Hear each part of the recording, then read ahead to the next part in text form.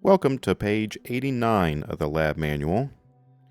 For this video, we have removed the top of the cranium for a superior view of the skull.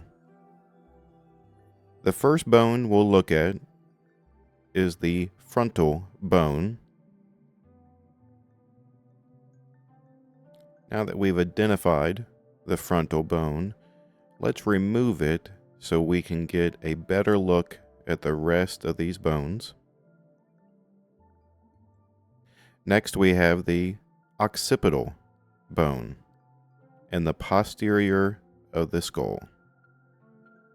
The occipital bone.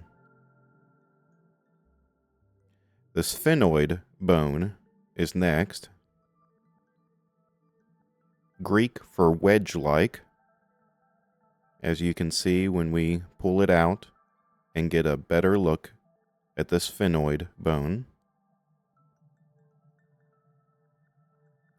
Since we have it removed, let's identify the greater wing of the sphenoid bone,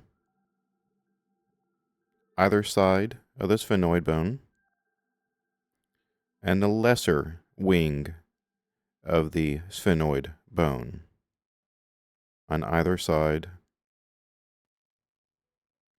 Finally, let's take a look at the Sella Turcica, the Turkish saddle. The Sella Turcica.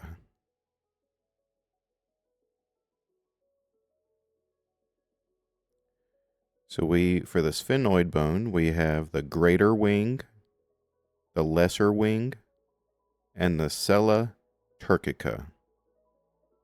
Let's put that back into the skull. After that, we have the Ethmoid Bone. Let's pull the Ethmoid Bone out and take a closer look. And while we're looking at the Ethmoid Bone, let's also inspect the Cribriform plate, the Cribriform plate, and the Crista Galli. Crista Galli, the crest of the rooster.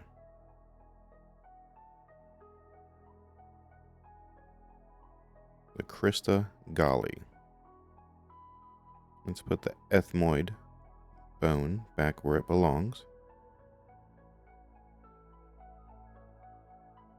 Next, let's look at the Jugular Foramen. The Jugular Foramen, there's two Jugular Foramen.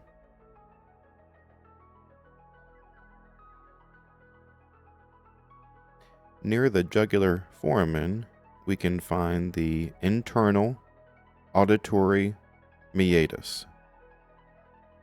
The internal Auditory Meatus.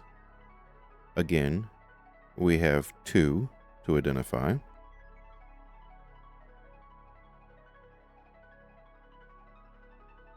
Finally, we'll identify the Foramen Magnum. Foramen Magnum, a large opening for the spinal cord.